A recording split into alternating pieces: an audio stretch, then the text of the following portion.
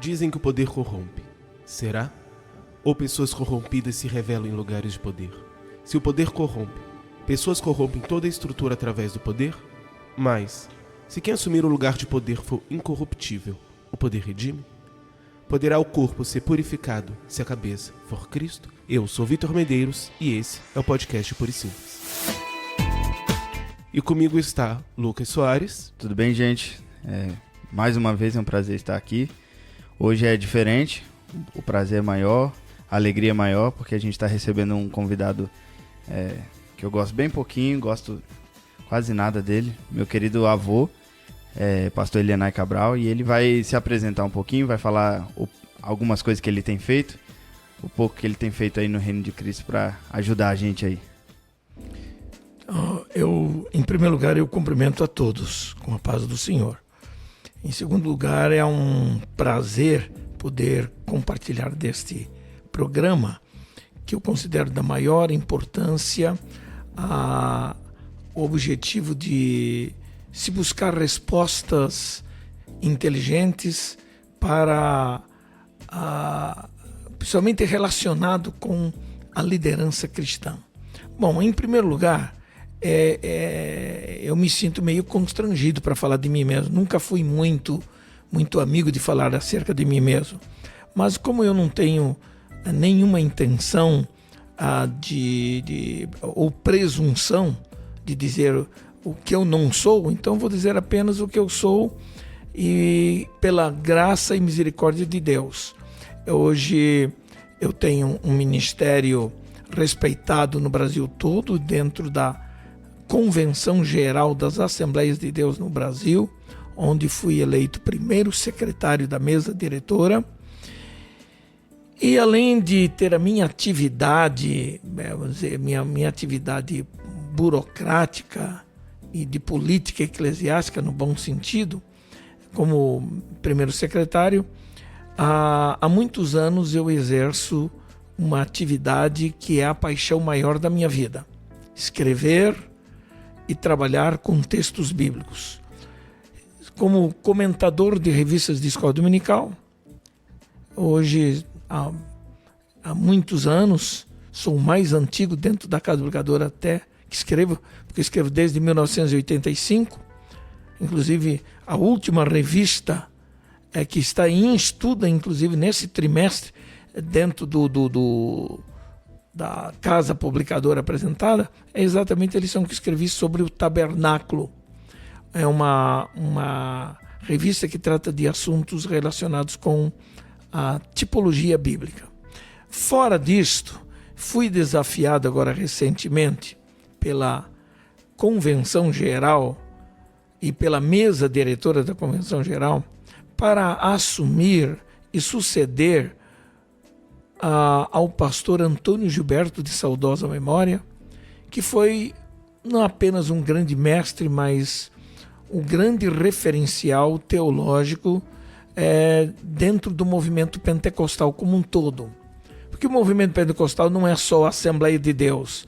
A Assembleia de Deus é quem ostenta a história mais longa, mais importante acerca disso.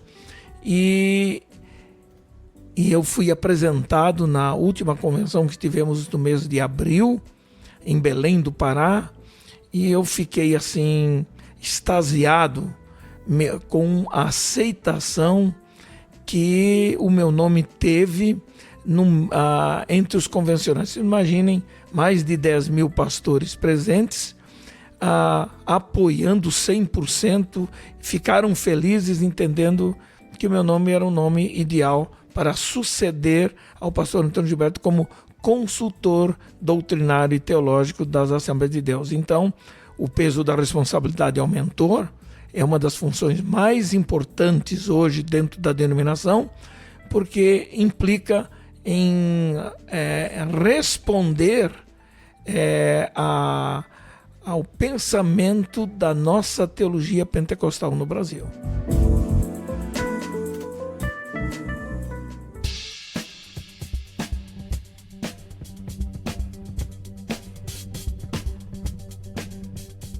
No nosso último episódio, nós terminamos anunciando que o tema desse episódio seria unidade. Contudo, em parte por uma questão de agenda, mas também porque o tema de liderança abusiva acabou surgindo no nosso episódio, nós optamos por inverter. Então o episódio, a ordem seria unidade, depois liderança, nós passamos para liderança e depois unidade. Então, a partir dessa questão, de que forma nós podemos lidar com as relações de poder inerentes à liderança de forma saudável? Bom, para começar, uma liderança cristã autêntica é aquela que obedece a determinados princípios deixados essencialmente pelo Senhor Jesus Cristo. Ele foi o grande modelo de liderança,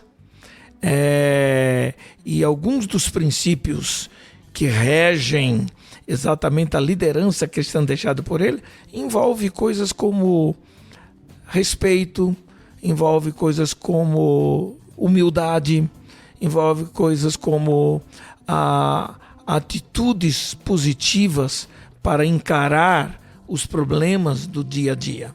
Então, de que forma nós podemos lidar com as relações de poder inerentes? Esta questão e a colocação até desta frase, muito bem colocada, sobre relações de poder inerente. Todo poder inerente a uma liderança, ela tem que obedecer ao princípio do respeito e da submissão à liderança a que está ligado. Nenhum poder inerente age isoladamente. Nenhum poder. É como a igreja. A igreja tem um líder principal. O líder principal é o pastor da igreja. Como o princípio de autoridade eclesiástica é baseado especialmente nós pentecostais e da Assembleia de Deus, nosso sistema de governo assembleiano obedece a um sistema episcopal. E esse sistema episcopal significa que a autoridade vem de cima para baixo, ela obedece a uma forma de uma pirâmide. O que eu quero dizer com isso? A autoridade espiritual do pastor é o elemento chave para o desenvolvimento das demais lideranças na igreja. Naturalmente, se essa liderança principal for sadia, for uma boa liderança e ser exercida dentro de certos princípios bíblicos, ele vai ter uma boa liderança inerente. Toda liderança inerente tem que obedecer ao princípio da obediência, da submissão, do exemplo, porque um verdadeiro líder, ele é mais do que um chefe. Um verdadeiro líder é mais do que um comandante. É mais do que alguém que dá ordem para outros fazerem. É mais do que um gerente. Ainda que gerência, comando, chefia estejam atrelados à ideia de liderança, mas são elementos subjetivos. Elemento subjetivo. Um verdadeiro líder é mais que um chefe. Por quê? Porque o chefe manda, dá ordem, faça, e os seus, aqueles que estão submissos a essa chefia, vão fazer o quê? Eles vão fazer aquilo porque tem que fazer. Se não fizer, aquele líder vai sofrer algum dano, alguma punição, coisa semelhante. Agora, um bom líder, ele constrói uma liderança eficiente, eficaz, inerente, como está aqui, no sentido de que as pessoas o respeitam não apenas porque ele é o líder. Do ponto de vista bíblico e cristão dentro da igreja, o respeitam porque entendem que esse é o princípio da autoridade espiritual na igreja. Então eles respeitam a autoridade do seu pastor. Se o pastor sabe exercer essa autoridade, delegando autoridade, delegando atividade, conversando. Por isso, um verdadeiro líder não manda. Não comanda exatamente. O verdadeiro líder, ele persuade os seus liderados, a fazerem um determinado trabalho e a fazerem isso de modo espontâneo. Faz pelo prazer de fazer. Se o chefe simplesmente chegar e dizer, faça isso, o elemento pode fazer, o liderado pode fazer, mas não fará com o mesmo ânimo, com a mesma alegria, certo? Fará apenas por um princípio de obediência. Mais do que obedecer é o prazer de fazer. E esse prazer de fazer alguma coisa que o seu líder orienta para fazer, implica nessa capacidade que envolve carisma, que envolve linguagem, que envolve um modo de fazer. O verdadeiro líder não diz assim, vai e faça. Ele diz, vamos fazer? Vamos trabalhar juntos? O que você acha disso? E então ele vai e faz junto. Esse é o segredo. Então, a forma de lidar implica essa capacidade de você desenvolver essa relação positiva, não apenas de comunhão espiritual, não apenas de chefe e de liderado, mas a relação de amizade, de confiança, de respeito à autoridade a que o liderado está submisso. Na verdade, essa pergunta é uma pergunta de uma profundidade enorme. Ela tem uma riqueza enorme. Eu podia falar muito, até porque eu dou seminários no Brasil inteiro de liderança. Eu tenho umas 8, 10 apostilas diferentes de estudos só sobre liderança. E uma delas é o que eu chamo de o perfil ético do líder cristão, que envolve a relação entre líder e liderado. E todos aqueles elementos que envolvem qualidades morais, espirituais, que requer tanto da parte do líder quanto do liderado para uma relação positiva, para uma relação eficiente. O senhor, claro, tem mais autoridade para falar em relação a isso do que muitos outros. E eu acredito que na igreja hoje, não só na nossa igreja local, mas na igreja no geral, talvez no Brasil, tem sido cada vez mais difícil encontrar líderes dessa forma, que trabalhem dessa forma, que trabalhem de uma forma saudável, para o bem do geral, para o bem do corpo de Cristo, não para ele crescer ou para ele conseguir algum tipo de vantagem.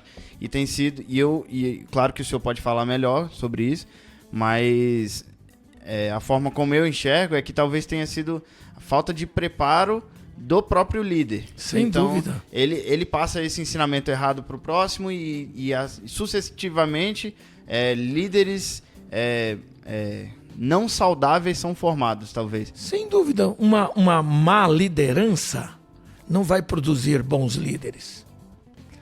A liderança, para ser sadia, ela tem que ser preparada, porque nenhum líder nasce feito. Todo líder nasce com uma certa propensão para liderar, por causa do temperamento que tem, ou coisa semelhante. Mas todo líder precisa ser forjado. Sim. Forjado pela experiência, forjado pela experiência de aprendizagem. A gente aprende ao longo da vida, entende? Então, um bom líder, ele precisa ter uma boa preparação. Na verdade, na igreja, o líder principal, começando pelo pastor, é necessário que o pastor, independente do seu temperamento, ele tem que aprender a usar o seu temperamento de forma positiva, com domínio, com equilíbrio, mas sabendo o que está fazendo. Ele precisa ter boa preparação. Para ter uma boa preparação, ele deve ter ele precisa ter uma visão de mundo, uma visão das pessoas. Caso contrário, um líder, entre aspas, que não forma bons líderes, os chamados líderes inerentes, eles tendem a fazer o quê? Tendem a desenvolverem uma atitude egoística, uma atitude isolada, uma atitude independente. Na igreja não pode existir isso, porque o grande segredo de uma verdadeira liderança é fazer com que todos os liderados tenham um mesmo parecer. Linguagem bíblica. Tenham uma mesma ideia, obedeçam aquilo. As pessoas podem ter ideias diferentes. Se essas ideias não se chocarem com as do líder principal, tá ótimo. Agora, quando eu no dia a dia pastoral, eu já me deparei com gente que diz que egoisticamente dizer, não, eu sou livre para pensar o que eu quiser, para fazer o que eu quiser, eu penso assim, não sou obrigado a pensar igual o meu líder principal, não sou obrigado a pensar igual o meu pastor. Ele é obrigado a fazer o quê? Nada. Então um elemento desse tem que sair fora. Ele é uma semente perniciosa e negativa. Ele tem que aprender a respeitar. Até mesmo que no campo espiritual, se um elemento desrespeita a autoridade espiritual, ele induz outros também a desrespeitarem. Sim.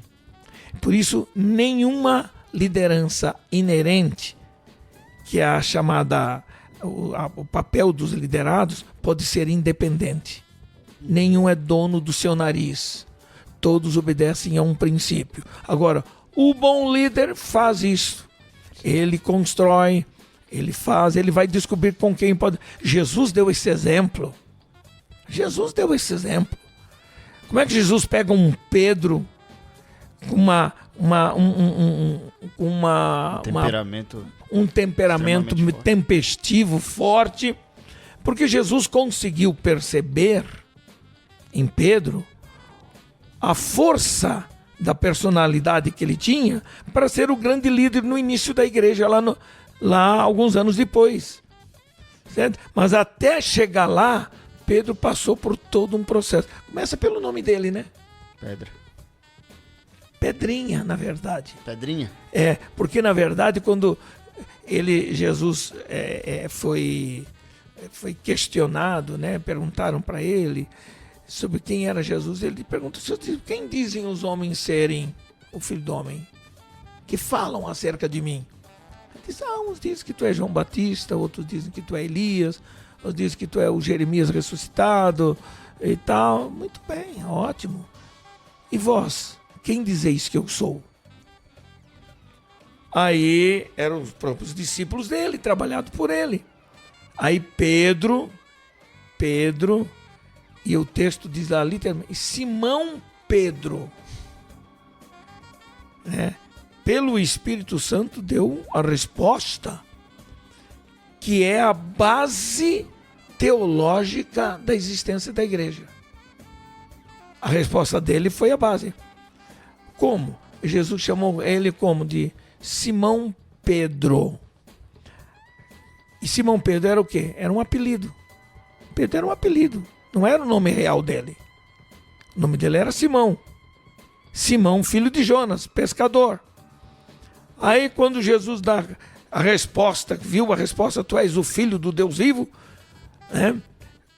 e Jesus percebeu que foi o Espírito Santo que o ajudou a dar essa resposta. Ele disse: Simão, filho de Jonas, ou Simão Barjonas. Chamou agora pelo nome de origem e não pelo tio.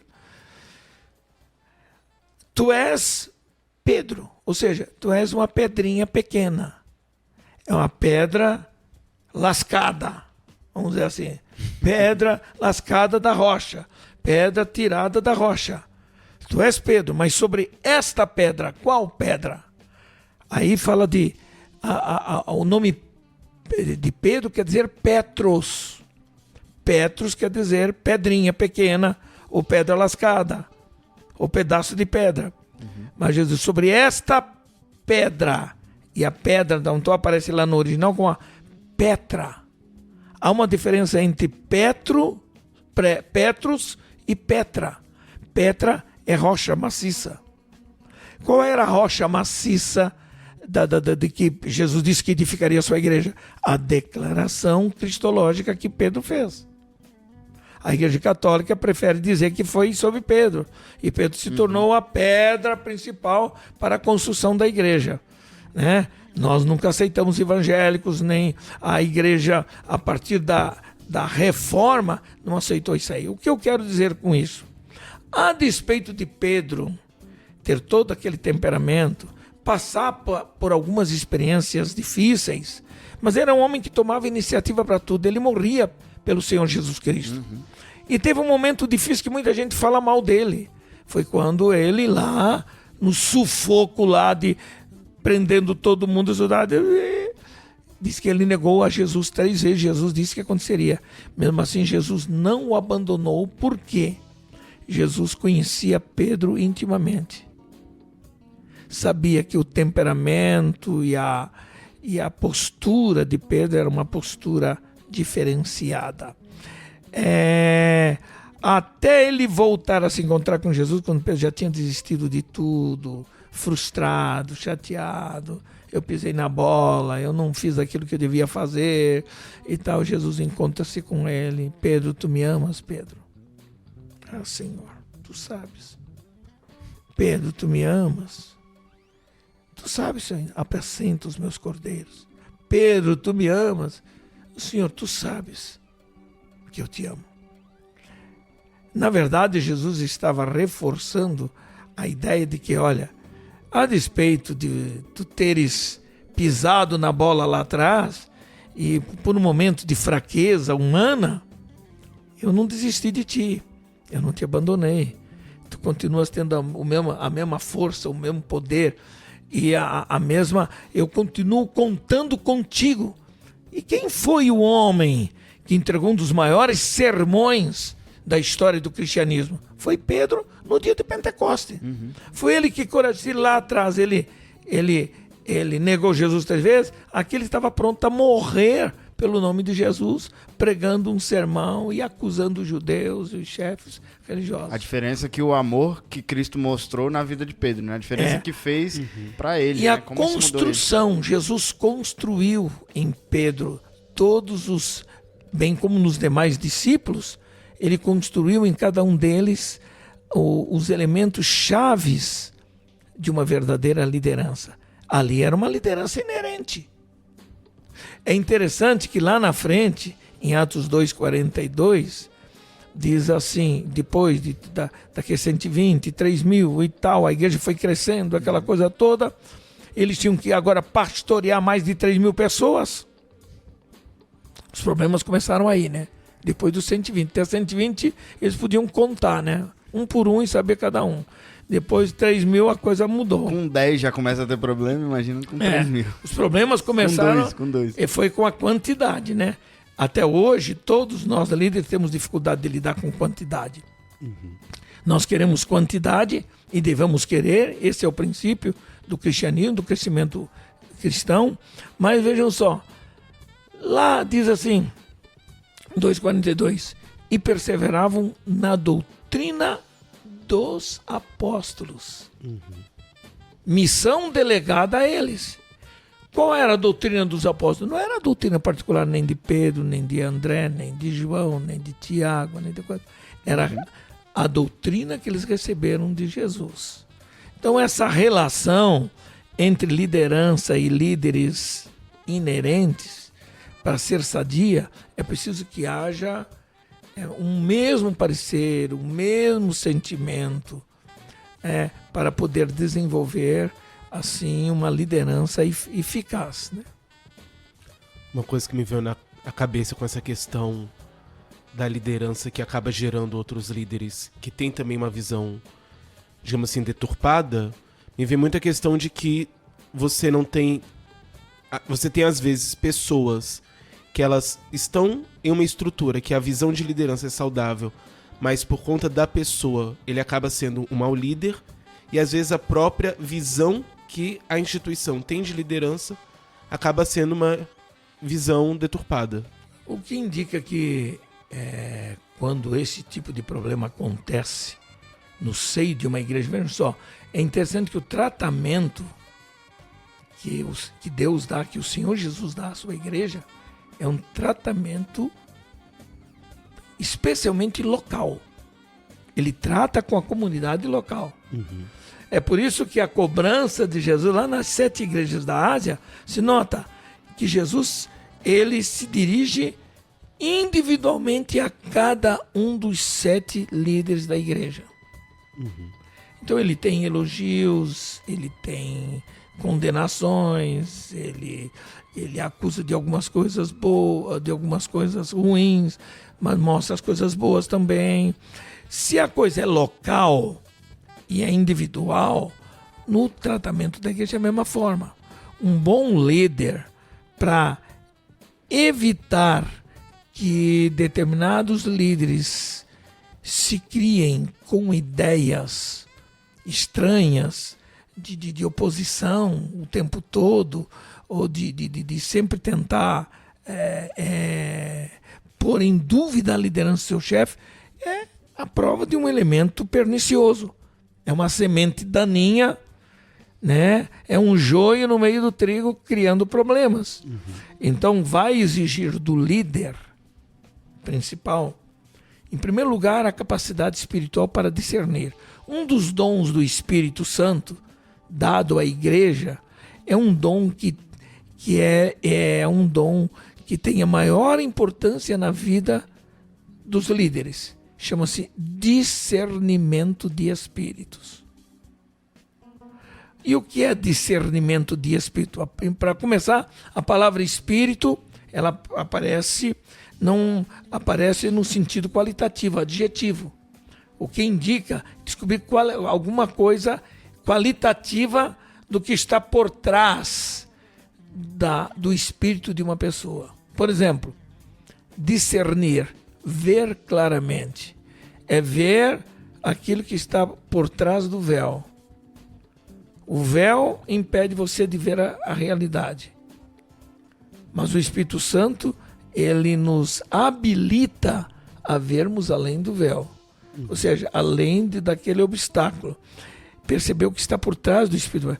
Algumas vezes o Senhor me deu vitória em algumas situações de pegar líderes com tendências rebeldes, líderes querendo aparecer, líderes querendo se opor e aquela coisa toda. A minha salvação foi a ajuda do Espírito Santo nessa hora. O discernimento do Espírito. O Senhor me fazendo ver o que estava por trás do Espírito daquela pessoa. Ela não podia nem imaginar. E eu então atingi em cheio aquilo.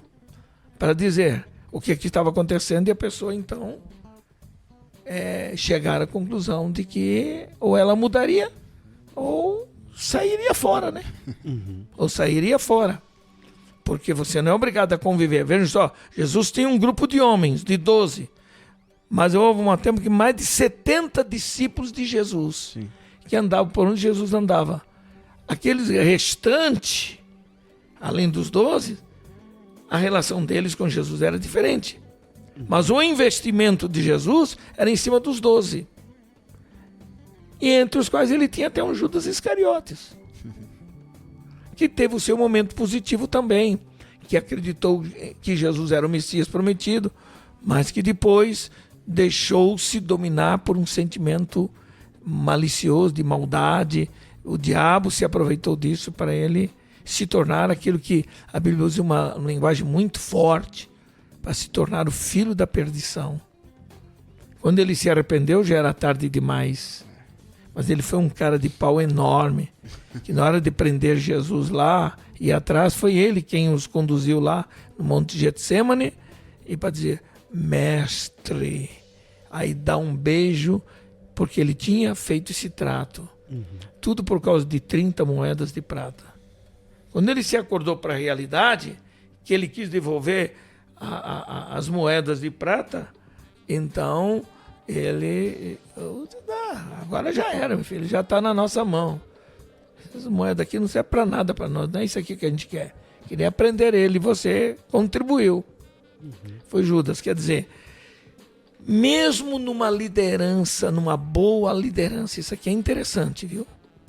Mesmo numa boa liderança, você pode se deparar com alguns líderes que estão ali usufruindo dos mesmos direitos, das mesmas benesses daquela liderança, mas que tem uma tendência perniciosa de influenciar negativamente colegas e outras pessoas a pensarem diferente, a se levantarem, a se oporem, coisas semelhantes. Por que você que é o líder e não eu? Eu que devia estar no comando. Chega! Eu tô no comando!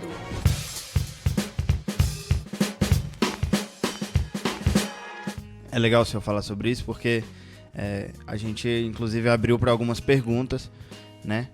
Para as pessoas mandarem para a gente, e a gente recebeu algumas perguntas e uma das perguntas é perguntando em relação ao liderado. O que o liderado pode fazer quando um líder se acha soberano demais ou só ele tem a palavra certa e a palavra final. Mas eu queria... o que chegou pra gente foi essa pergunta, mas eu queria também saber do senhor o contrário, o líder. O líder, quando existe um liderado que está se opondo assim, levando em consideração que talvez o líder esteja de uma forma correta e o liderado está se opondo e está criando confusão, criando problema. Eu queria que o senhor respondesse dos dois lados. Tanto o que o liderado deve fazer quando tem um líder que está agindo de forma errada e o líder, o que ele deve fazer quando o liderado está agindo de forma errada. É uma situação difícil, porque se um liderado se opõe a uma liderança porque esta liderança não está correspondendo à expectativa, isso é o tipo da coisa inevitável e doentia, né? O ideal era de que esse liderado pudesse usar o bom senso de procurar o líder principal. Olha, nós somos seus liderados, você é o nosso chefe, você é o nosso líder principal, mas estão acontecendo isso. Se o líder tiver humildade para reconhecer que ele pode falhar, que ele pode não ter correspondido plenamente à expectativa dos líderes, ele vai ter sério problema. O que vai acontecer? Vai provocar desunião, vai provocar divisão, vai provocar abandono de atividade, né? Agora, até chegar a esse ponto tem que se levar em conta uma porção de coisas, porque todo bom liderado, ou seja, todo líder inerente, ele tem que ter uma noção de responsabilidade e de respeito pelo seu líder principal. Se ele discorda do seu líder principal, ele tem que ter isso. Eu vou tirar por mim. Nem sempre fui líder principal. Eu tenho 53 anos de ministério. Eu trabalhei com alguns grandes líderes no Brasil. Pastores abençoados, homens líderes tremendos, mas que tinham algumas fraquezas. Um deles tinha a fraqueza de se deixar levar pela conversinha fofoqueira de algumas pessoas que ficavam jogando para cima dele determinadas situações, falando mal de outro, para tentar desfazer do outro, descalçar outros assim. E esse líder principal tinha a fraqueza de se deixar levar. Se deixava levar e tal, aí começava a pressionar. Isso aconteceu comigo. Começava a pressionar, cometer injustiça. Eu sofri injustiça. Eu fui tirado de uma posição de destaque porque eu era não só o líder, mas era fundador de uma escola teológica. E uma coisa que eu aprendi cedo com meu pai, a nunca desrespeitar os meus líderes. Então eu nunca levantei a minha voz contra o meu líder principal.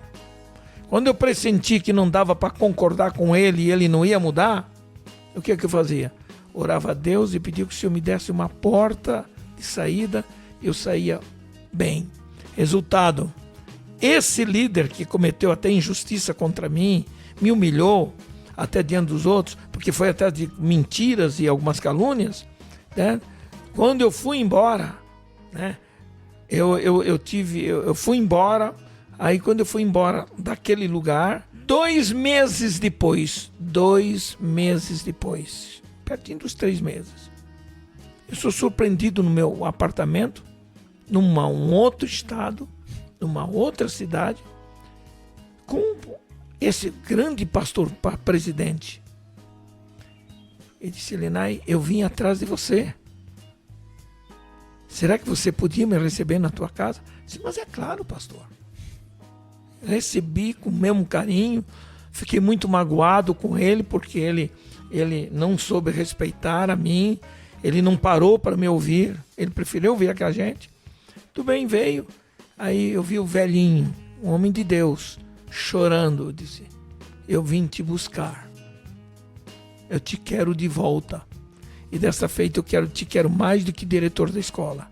Eu te quero como a primeira pessoa, o meu primeiro vice-presidente no campo.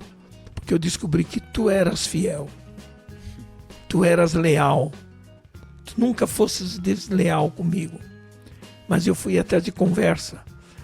O que acontece? Os dois camaradas que viviam enchendo os ouvidos dele, jogando confete e tal, aquela coisa, aprontaram feio. Causaram escândalos. Aí a coisa veio à tona. Quando a coisa veio à tona, o chefe descobriu.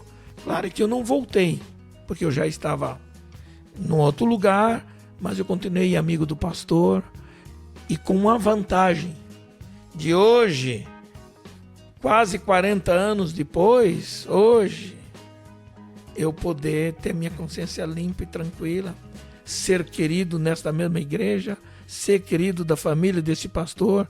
Esse mesmo pastor disse, então, se você realmente me perdoou, Helenay, eu quero que você volte. Eu vou voltar, pastor, vou estar lá com o irmão. Fui, me recebeu assim, lá nas alturas.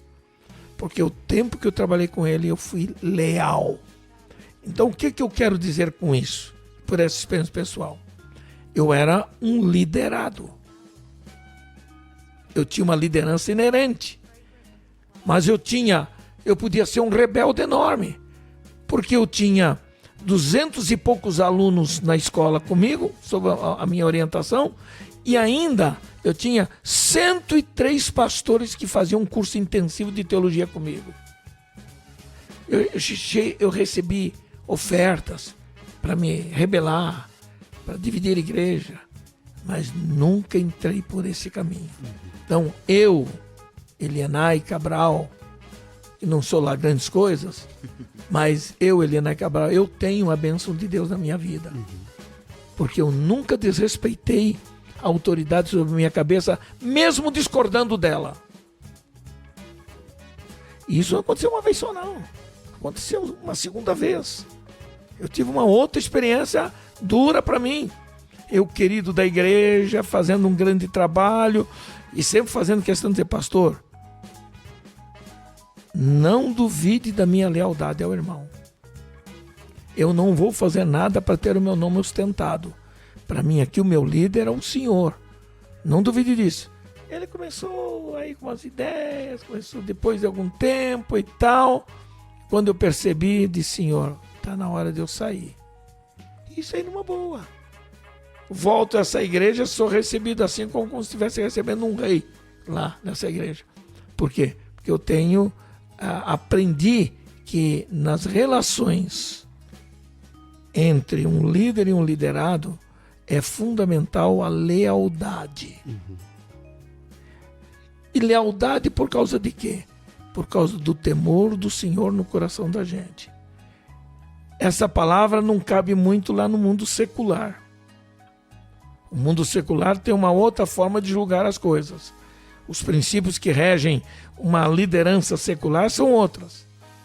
Mas os princípios que regem uma liderança cristã, entre pastor e membro, entre líder principal de departamento e seus liderados, está nisso.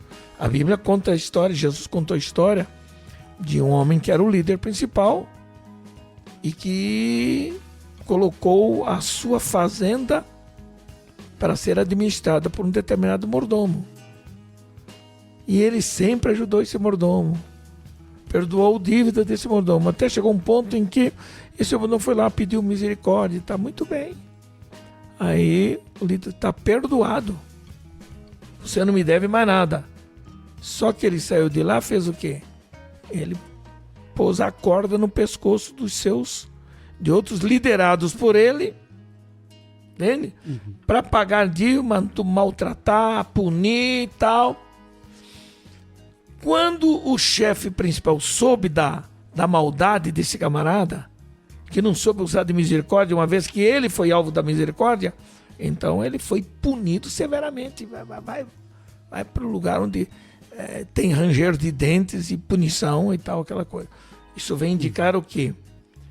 Que líder liderado precisa ter uma relação positiva, verdadeira. O liderado, ele pode discordar do seu líder principal, mas discordar com inteligência. Não com atitude abusiva, não com atitude desrespeitosa, né? De submeter o seu líder a vexame ou coisa semelhante, fazer isso publicamente. Tem dúvida? Vai a ele, abra o coração. Isso é fundamental. Sim. No meu caso, eu sei por experiência própria o quão difícil, porém fundamental é quando você sofre uma injustiça por parte de uma liderança, por essa liderança acabar se deixando levar por manipulação de outros, mas ainda assim se manter firme na liderança. Mas no caso nós ainda estamos pensando, digamos, em questões, como você falou, às vezes de projeção, às vezes de você ter uma liderança maior, digamos assim, que está certa, mas e se você tem, por exemplo, o pastor principal está em pecado grave e não quer que ninguém faça nada com isso? Como, enquanto liderado, nesse tipo de situação, lidar? Quando o pastor principal, acima de todos, está ou em pecado grave ou numa estrutura de liderança. Se um líder ou um pastor, um líder principal, está em pecado grave, a cobrança de Deus com ele é muito mais forte. Mas você não tenha dúvida disso. Eu até hoje não vi um tipo assim ficar de pé. Paga um preço caríssimo. Eu tive meu primeiro pastor presidente. Meu primeiro pastor presidente. Não vou citar o nome dele por uma questão ética. Foi um bom pastor, mas ele estava em pecado já há algum tempo. Dentro da própria casa dele. Pecado de adultério. E ele começou a perseguir os demais liderados que eram evangelistas. Um dos evangelistas era eu. Como eu era o mais novo, então eu sofria muito mais. E tinha outro também. Eu fiquei quietinho, não deixei, nunca me expus a isto, até o ponto em que a gente orando a Deus, que Deus tivesse misericórdia de nós, a igreja sofrendo com aquilo, de repente a coisa veio à tona. E quando a coisa veio à tona, ele perdeu tudo. Perdeu família, perdeu a igreja, nunca mais pôde voltar ao ministério, porque o cara está lá no auge. Ninguém pode me atingir porque eu sou o principal, né? Então o segredo ou é orar, ou então chegar ao líder e dizer, olha, o irmão tem que mudar de atitude, o irmão está em pecado, coisa semelhante. O confronto será inevitável, porque não dá simplesmente para você cruzar os braços e fechar a boca. O problema são pessoas que são inconvenientes, pessoas que são maldosas, pessoas que não sabem conversar, que não sabem respeitar nem mesmo o outro lado, né? Então, o líder precisa ter bom senso nessa hora. Se ele tiver bons princípios cristãos, ele vai saber como agir. Ele poderá até confrontar, reagir, mas vai agir sempre com temor de Deus no coração. Isso aí é fundamental. Eu acho que o ponto principal da sua resposta, eu acho que é a inteligência, né? A forma de lidar. O que falta muitas vezes em muitos liderados é a forma de lidar com esse problema. Se está tendo um problema com o líder, muitos escolhem o caminho completamente diferente do que o seu escolheu. Eu acho que o mais importante é orar, lealdade, oração e inteligência ao lidar com essa situação. Ser verdadeiro, né? Não ter atitude de represália. Sim. Porque o outro maltrata, porque o outro não respeita você, principalmente se for o líder principal. Porque o elemento sempre tem que levar em conta o seguinte: a autoridade vem de cima para baixo, como eu disse. Vocês imaginem uma balança de 2 pratos na moda antiga. O segredo de uma balança de 2 pratos está no fiel da balança. Você vai saber que o peso daqui é correto quando o peso do outro prato é igual. É igual. Então o fiel da balança está aqui. quando...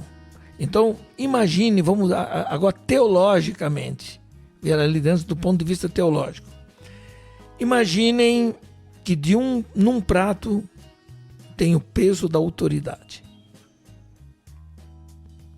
No outro prato tem o peso da santidade. A santidade em Deus mesmo, ontem eu falei aqui, é um estado eterno, inerente a Ele.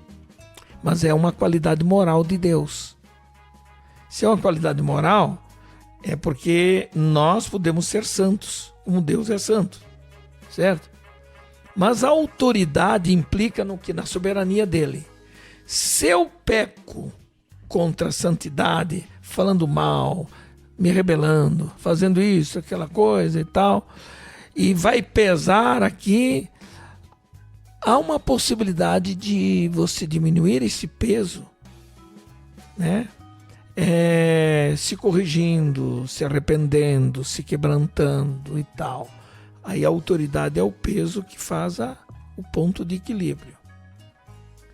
Mas se eu peco contra a autoridade, pecar contra a santidade, tem perdão, não tem dúvida disso. Mas pecar contra a autoridade é pecar contra a soberania de Deus. Se ela é perfeita, ela é completa, ela tá, aqui a barra fica pesada. É por isso que quando alguém comete um problema, ou seja, um líder pesa na balança, ele está sob a égide da autoridade maior. Se eu afoitamente, irresponsavelmente, carnalmente, me levantar contra aquela autoridade aqui, de forma irracional, o que acontece?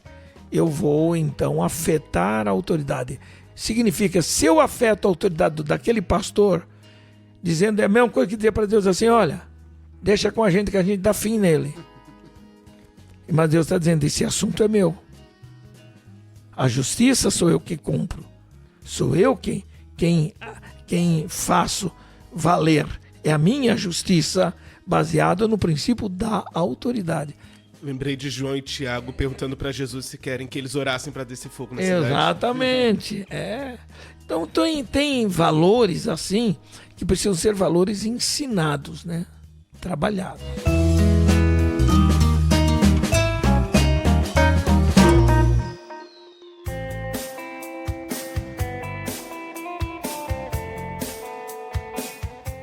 Por essa causa te deixei em Creta, a fim de que regulasses o que ainda faltava e que estabelecesse presbíteros de cada cidade, assim como eu te ordenei.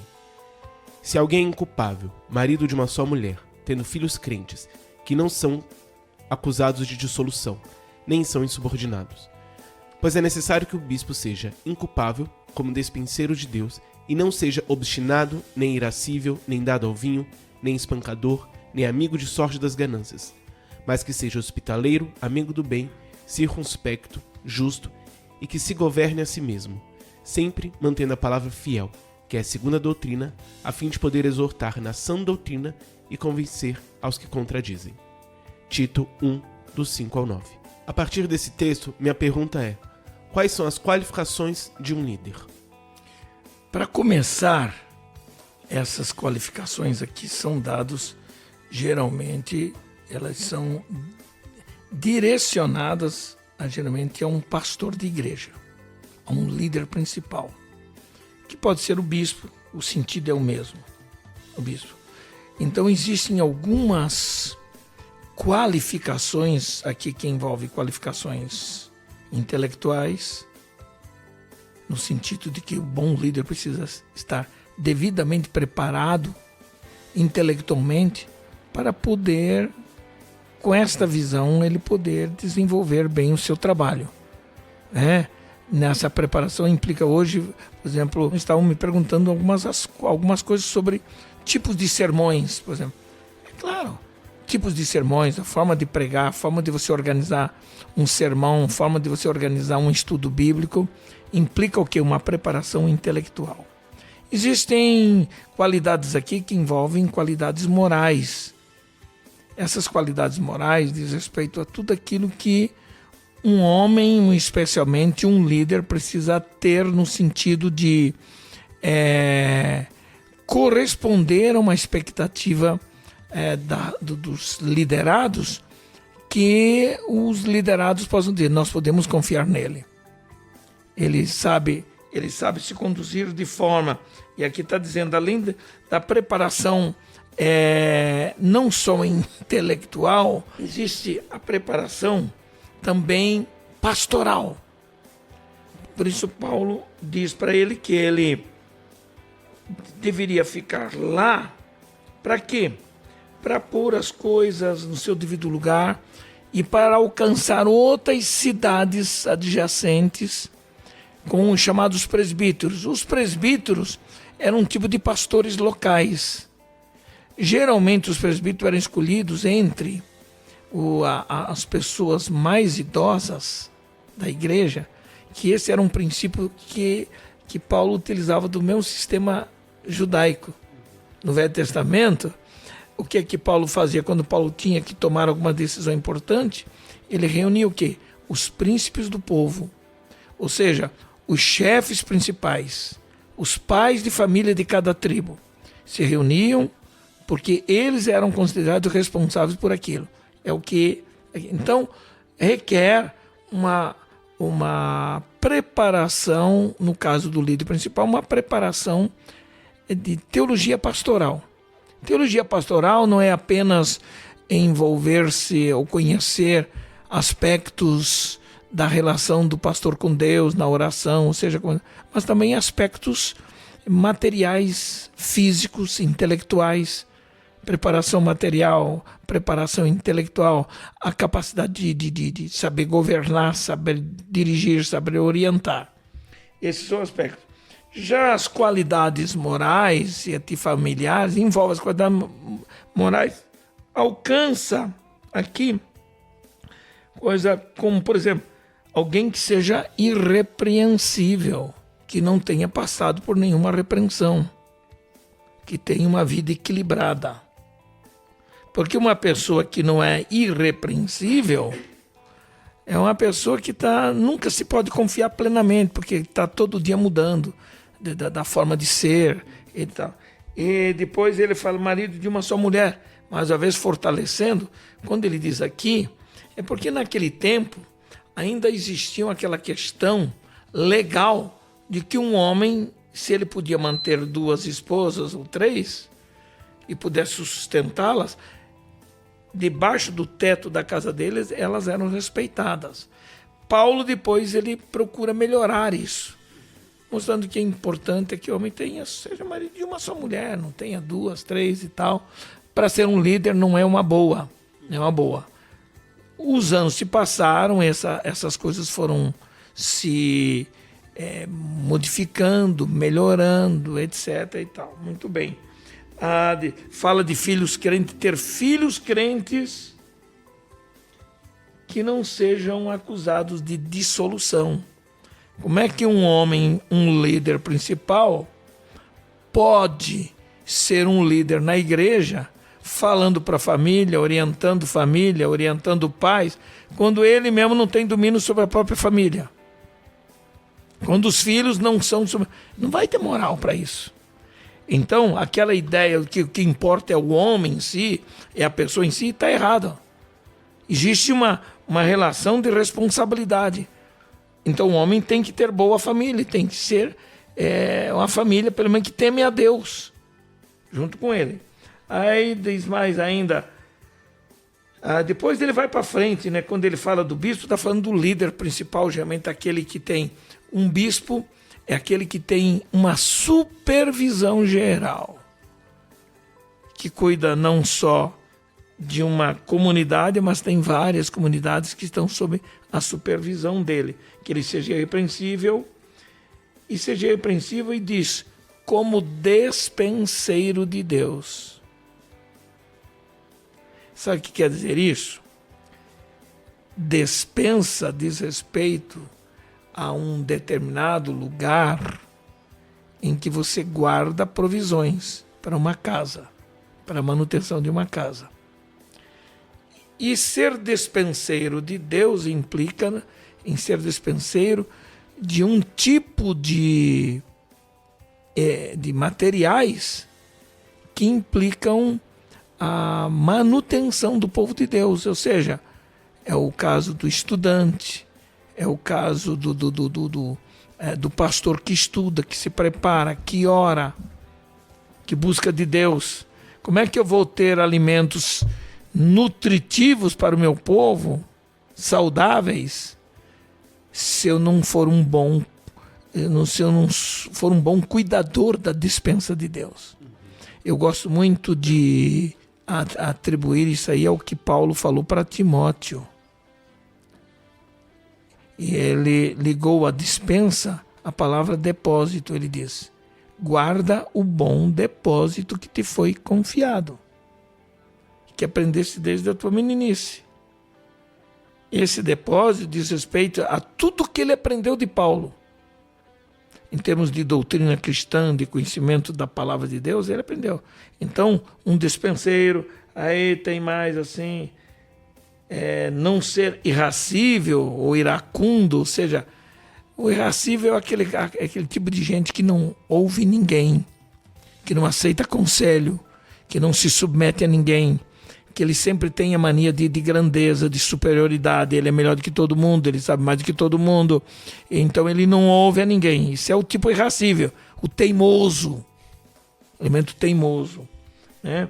Aí nem dado ao vinho, aqui não está proibindo beber vinho, mas porque o vinho era uma bebida típica daquelas regiões da Ásia Menor, mas está dizendo que a pessoa que é dada ao vinho é a pessoa que tem tendência para bebedice, para se embebedar, e que não tem domínio para tomar uma taça de vinho como quem toma um remédio. Se a pessoa tem essa dificuldade, é melhor não beber. É melhor não beber. Aí está falando assim, mais nem espancador, elemento violento, tanto em casa como também na igreja. Nem cobiçoso de torpe ganância. Ou seja, a visão pastoral tem que ser uma visão não financeira. A visão pastoral tem que ser uma visão onde as finanças requerem uma administração correta, fiel, necessária para a igreja, mas ele não pode ser um ganancioso que fica ali esperando para ver o que tem para tirar proveito disso. Não pode ser um ganancioso. Mas diz o que mais lá? Ainda bem, ser hospitaleiro nem se fala. Como é que um pastor pode ser um bom pastor, um líder pode ser um bom líder, se ele não saber ser hospitaleiro, saber receber na sua casa, saber receber bem as pessoas? Amigo do bem, nem se fala, né? Ser sóbrio. Ser sóbrio aqui, a palavra sobriedade não tem nada a ver com o papel daquele que deixou de beber. Não. Ser sóbrio é ser equilibrado. Isso. É ser sério nas coisas que faz. Isso é sobriedade. Mas justo, né? Ser justo, ser correto, né? Não podemos ser mais justos do que Deus, né? Não podemos ser mais justos do que Deus. Mas piedoso, temperante. Ou seja, temperante é aquela pessoa que saiba, viu? Não leva tudo na ponta da faca.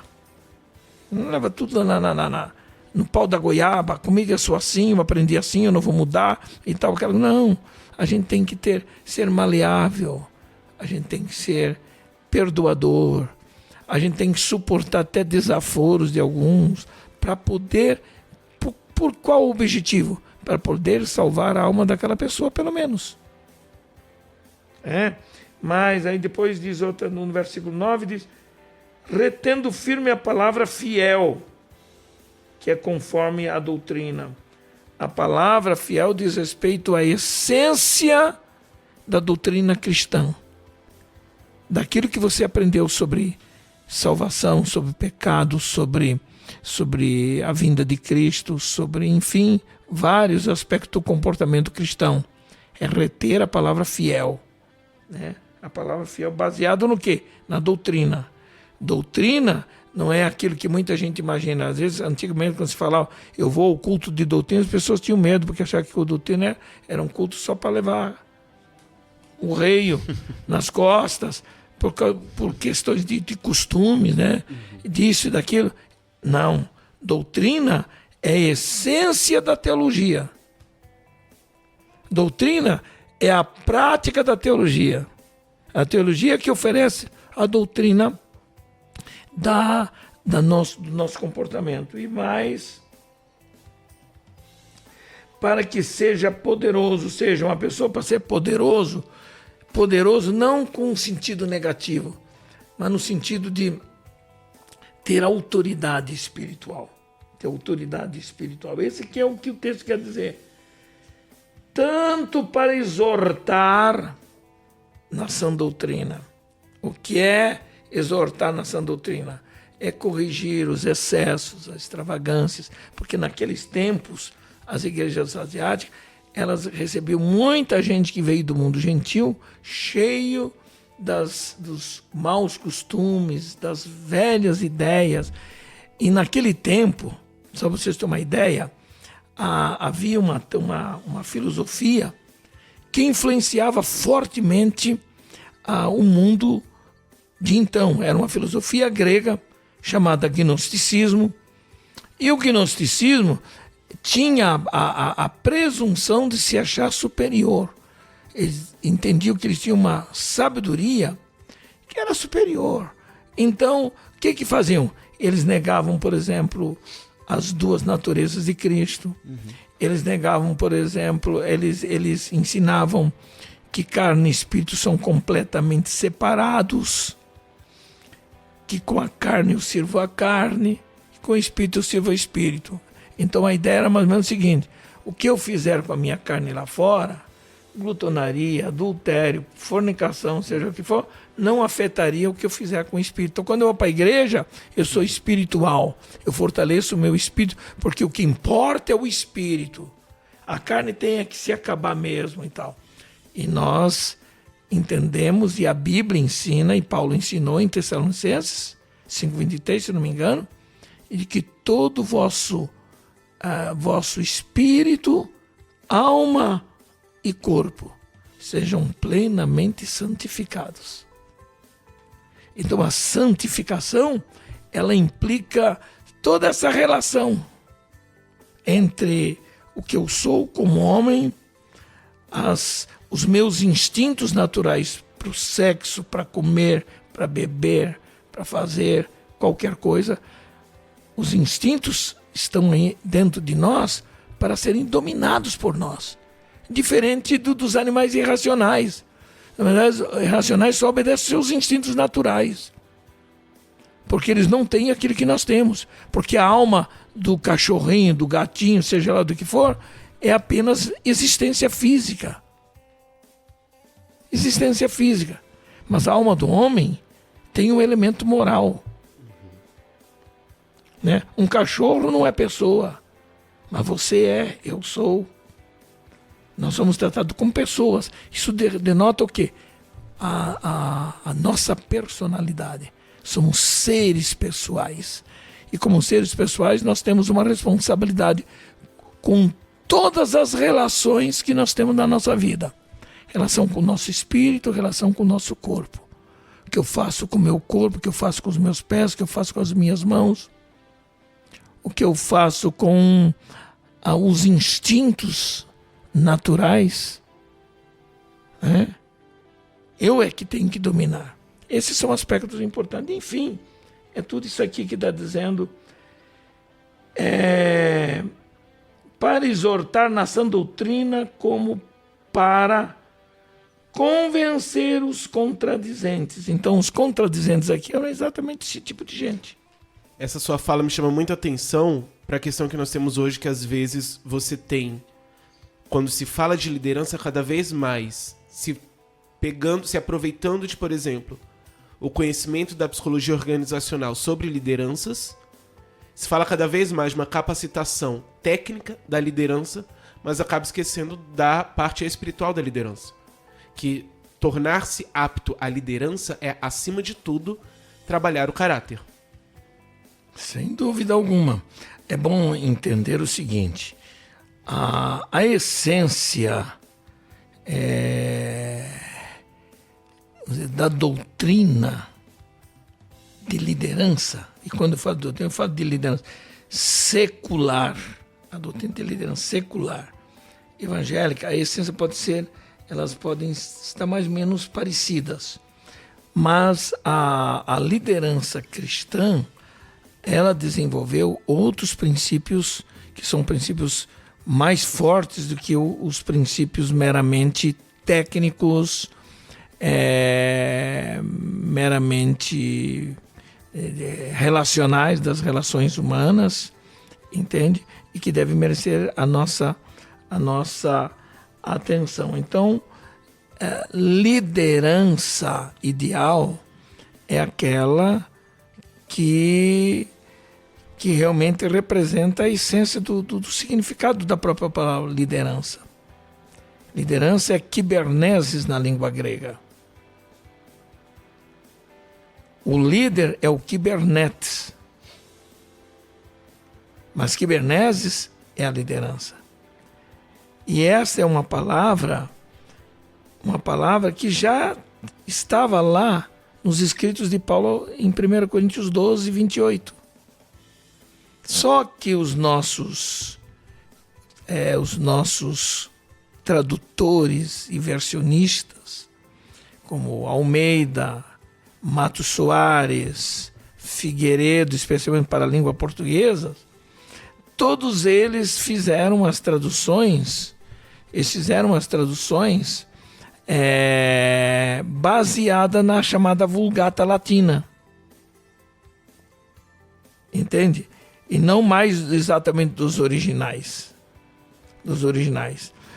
E os nossos tradutores não encontraram uma palavra que correspondesse à palavra que já estava lá há mais de 2000 anos. A palavra Kibernetes está lá. Só que ela aparece no original como o quê? Como governos. E liderança é mais do que isso. Kibernetes é muito mais do que governar, presidir, comandar. Né? Então, o sentido da palavra liderança, ela passou a ser compreendida na sua essência como a influência que um líder deve exercer sobre os seus liderados de forma positiva. Como é que um bom líder convence os seus liderados a fazerem uma obra importante que requer esforço, trabalho, disposição, sacrifício? Não basta ele dar ordem, não basta ele comandar e dizer faça isso, vamos fazer aquilo. Não. Ele precisa ter uma influência positiva no sentido de convencer. Aí envolve linguagem, preparação, para ele influenciar. A palavra influência é a palavra que melhor corresponde ao significado da palavra liderança. Certo? Então, a partir de então, é que o elemento desenvolve uma relação positiva. Nós, cristãos, temos na Bíblia, não como um livro obsoleto e ultrapassado. Nenhum livro no mundo é mais atual do que a Bíblia Sagrada. Nenhum. Isso é o reconhecimento até mesmo de filósofos, de historiadores e de muitos escritores famosos e tal, que chegaram a essa conclusão. É um livro sempre atual. Ainda que ele trate de histórias com costumes e hábitos temporais daquele passado, a essência de cada história é uma forma especial de Deus ensinar a geração atual. A geração atual. Então, liderança cristã tem essa vantagem. Ela é bem mais positiva do que a liderança secular. Porque ela é muito mais do que uma liderança técnica. E se a gente utiliza os princípios que a Bíblia ensina, especialmente os princípios deixados por Jesus. eu tive o cuidado de preparar um material sobre a liderança de Jesus com seus discípulos. Eu descobri coisas fantásticas. E coisas tão fantásticas que alguns métodos utilizados por Jesus jamais seriam utilizados pelo sistema mundano lá fora. Esse é um elemento forte que a gente tem que levar em conta. Só comentando que trazer essa questão do sentido da palavra no original ajuda muito a entender a ideia que o senhor trouxe no início sobre o líder como aquele que traz a visão, porque é uma palavra que eu vi muito quando eu fiz grego na UNB, que era o grego antigo, que é justamente o capitão do navio. Então é aquele que vai dar a direção. E o grande segredo é porque na etimologia da palavra Kiberneses, ela é baseada nessa lenda, nessa história de um condutor de uma embarcação. Nem fala do trabalho braçal dos kibernetes, né? Que trabalham nos remos, aquela coisa do sistema antigo. Mas está falando do papel do líder, daquele que comanda o seu barco, o timoneiro, o capitão, que é aquele que conduz o seu barco por águas. E nessas águas, o segredo está em que ele conheça as águas por onde ele vai transitar. Aí está o segredo da liderança. Eu só para ajudar, eu fui e andei pelo Rio Paraguai, rio acima e tal, um rio cheio de jacarés, de peixes, de aves, de bichos, de tudo que você possa imaginar ao lado. E nessa experiência nós fomos num barco, um barco maior, né, que era da igreja lá no Mato Grosso do Sul, já na divisa com a Bolívia também. Aí o capitão desse barco, para poder conduzir o barco, ele tinha que ter uma licença da Marinha. Ele tinha que ter uma carteirinha especial de direção de um barco. Aí nós entramos no barco e fomos rio acima. Um calor enorme e tal. Aí de vez em quando eu saía lá do convívio da turma, conversando, e subi lá para perto onde estava o capitão, num lugarzinho separado, e ele está aqui, conduzindo. Aí eu percebi que o capitão, ele de vez em quando, ele levava e conduzia o barco mais para a lateral do rio, pertinho. Ou para a esquerda, ou para a direita, outras vezes no meio. Aí eu fui lá em cima e comecei a perguntar a ele, por que o senhor sai daqui dessa rota no meio e vai lá para a beirada, perto da beirada? Aí ele disse, porque aqui no meio, naquele lugar lá, ele apontou para mim, o senhor está vendo aquele redemoinhozinho de água lá na frente, no rio? Ali tem uma ilha submersa, tem pedra, tem uma ilha. Se eu conduzir o meu barco de forma direta, eu vou encalhar ali. Eu vou ter problemas, vou quebrar o barco. Então eu tenho que desviar. Desviar dos recifes submersos, das ilhas submersas, para ir em segurança. Assim é a liderança. Um líder não pode ser vamos usar a expressão bíblica, não pode ser um neófito. Tem que ser alguém com experiência. Alguém que conheça as águas por onde ele vai levar o barco. Senão ele vai afundar, ele vai quebrar, ele vai furar, ele vai encalhar. Então liderança implica nisso aí. E a Bíblia mostra, o irmão que estudou isso aí na faculdade, né? Certamente o grego antigo traz essa coisa especial da etimologia da palavra liderança, kiberneses, né? Que é muito importante a gente saber. Em síntese, um verdadeiro líder, ou seja, um verdadeiro kibernetes, é aquele que sabe conduzir a sua missão, sabe fazer o seu trabalho com consciência de ser.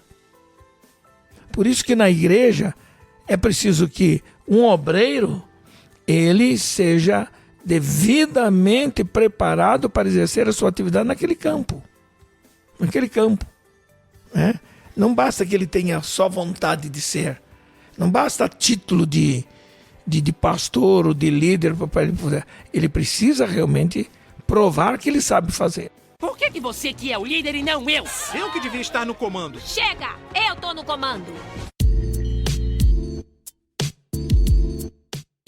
O senhor está falando um pouco sobre a experiência, né? Sobre a característica da experiência de um líder. O líder precisa de experiência. Eu queria fazer a pergunta que mandaram para a gente, inclusive.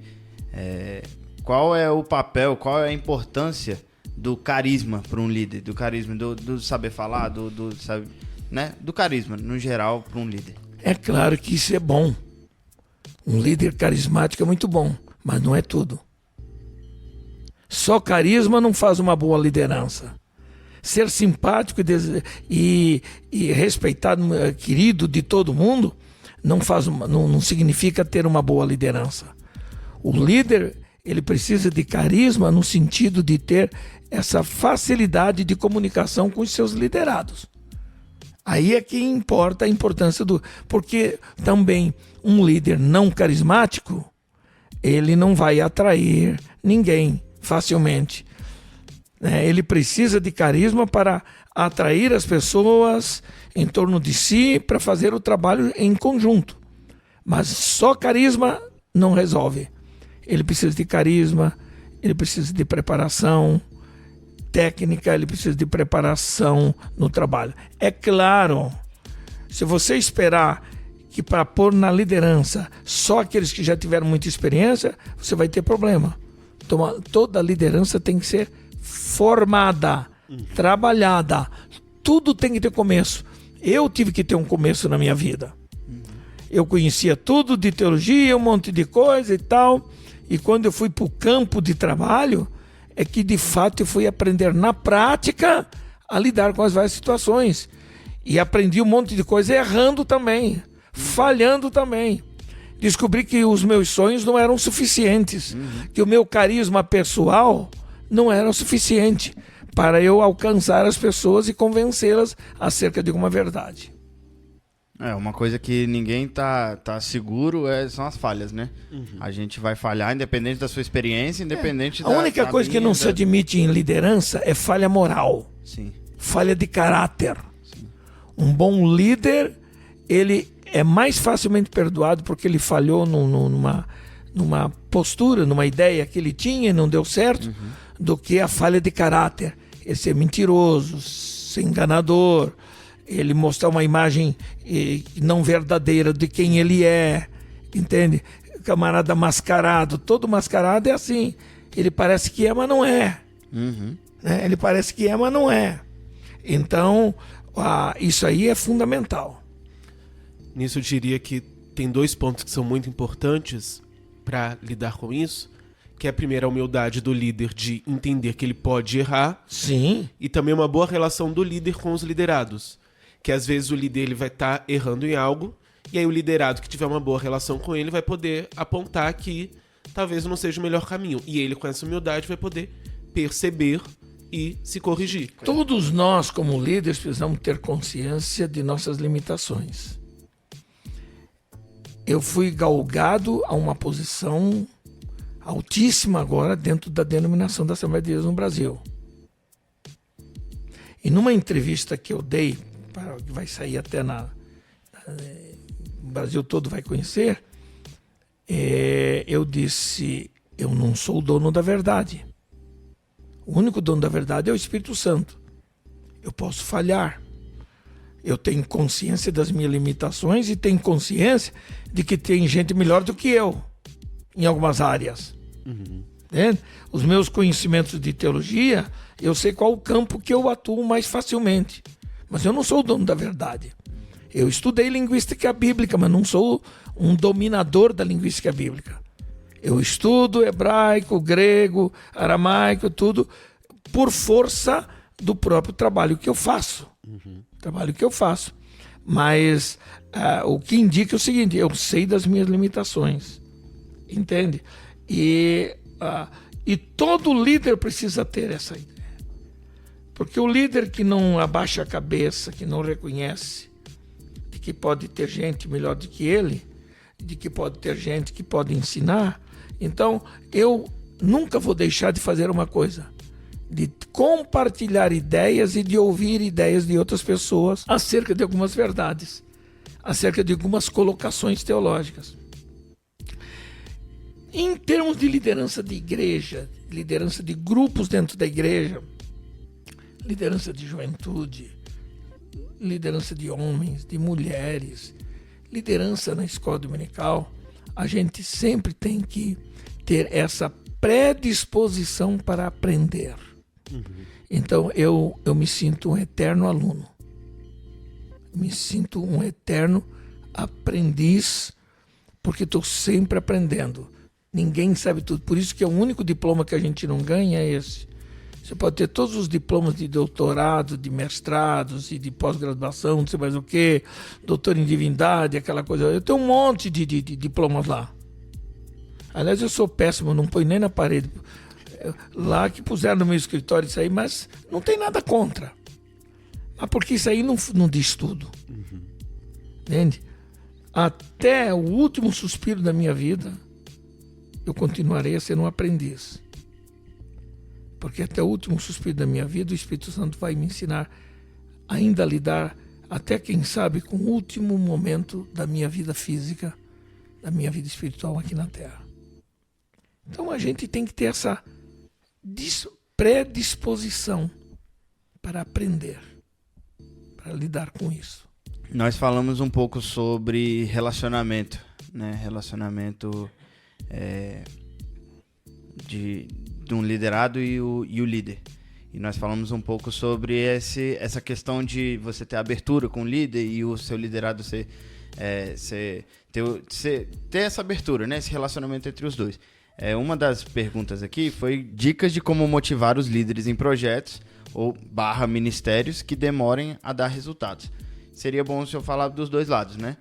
Como motivar os líderes nesses projetos e como motivar os liderados também em projetos que vão demorar mais e não vão dar resultado imediato. Qualquer projeto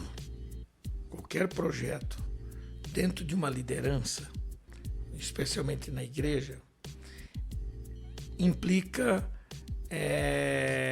em que esse projeto seja trabalhado, discutido, para chegar às melhores conclusões.